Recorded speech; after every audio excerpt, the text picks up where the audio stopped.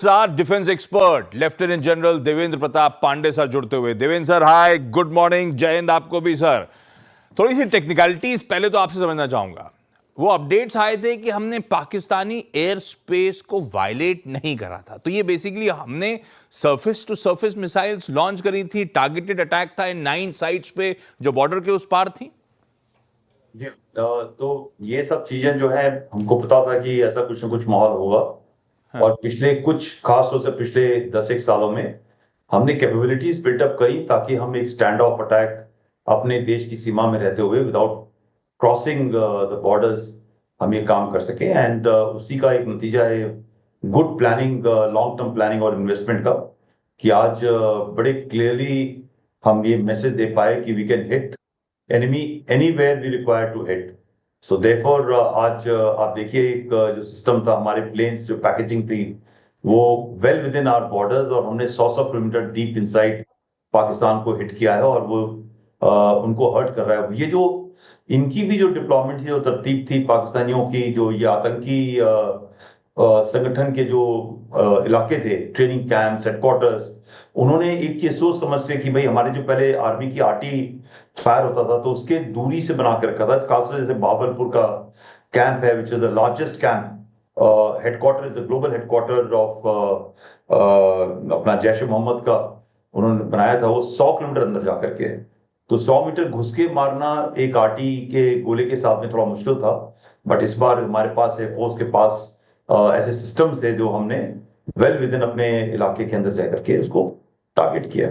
वो खबर तो लेफ्टिनेंट जनरल सर, वो अपडेट्स तो ऐसे आए थे कि दोनों ने, जैसे कि पाकिस्तान ने भी अपने डिफेंस सिस्टम्स बॉर्डर के आसपास डिप्लॉय करे थे, तो वो इंटरवीन नहीं कर पाए क्या?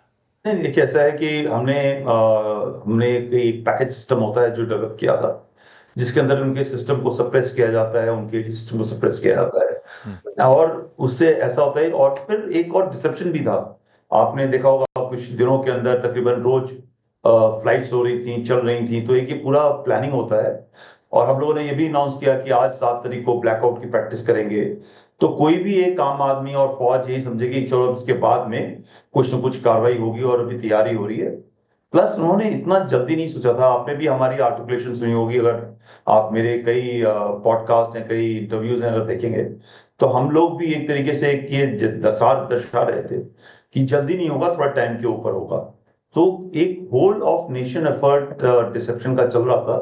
तो वाइल उनको पता भी था, मगर फिर भी इन सब चीजों के बारे में जो छोटी छोटी चीजें होती हैं ध्यान हटाने वाली, वो बढ़ाने के बाद में और फिर इक्विपमेंट्स का इस्तेमाल करके उनको सप्रेस करके हमारी ये कार्रवाई की गई है। और सर एक क्विकली लास्ट सवाल, वो उसके बाद हमारे रिटेलिएटरी मूव्स के बाद अपडेट आया है कि सीमा पर थोड़ा सा माहौल तनावपूर्ण हो रहा है, पाकिस्तान की तरफ से थोड़ा सा आर्टिलरी गन एक्शन बढ़ रहा है। ये नॉर्मल रिएक्शन है ना, इसको ज्यादा एक्सट्रपलेट करने की जरूरत नहीं है। नहीं, देखिए एक दो चीजें होती हैं।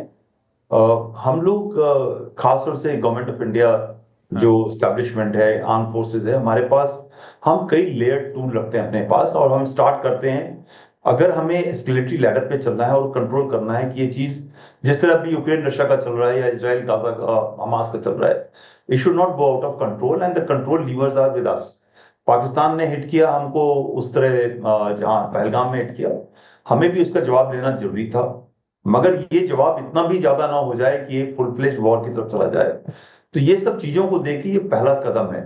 अगर पाकिस्तान इस चीज पे नहीं मानेगा तो हमारे पास नेक्स्ट कदम होगा, नेक्स्ट कदम होगा। और before going to full fledged war हमारे पास कई लेवल ऑफ ऑप्शंस होंगे जिसके अंदर हम इनको पनिश कर सकते हैं और इनको बिहेवियर को सही कर सकते हैं। तो ये जो सिलेक्शन ऑफ टारगेट, अगर आप देखेंगे मिक्स ऑफ टारगेट, ये पहली बार ऐसा हुआ कि हमेशा हम शॉर्ट रेंज के टारगेट्स होते थे, तुरंत ही अप्लाई हो जाता था, और नंबर ऑफ टारगेट्स पे लेस। और इस बार जो है स्प्रेड हमने पाक पंजाब के अंदर किया और पूरे लेंथ एंड ब्रेड्थ पे किया।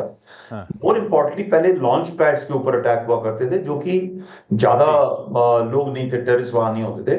मगर इस बार जो हेडक्वार्टर है, जो ग्लोबल हेडक्वार्टर दोनों लश्कर तौबा का मुरीदके में है, वो लाहौर के पास में है, which is very big town. और बहावलपुर के अंदर जो उनका जैश ए मोहम्मद का हेडक्वार्टर है, वो भी बहुत ही बड़ा शहर है और सबसे सदर्न मोस्ट शहर है उनका पाक पंजाब का। That has been hit. So if you look at this mix of targeting all targets, HM का टारगेट, लश्कर तौबा।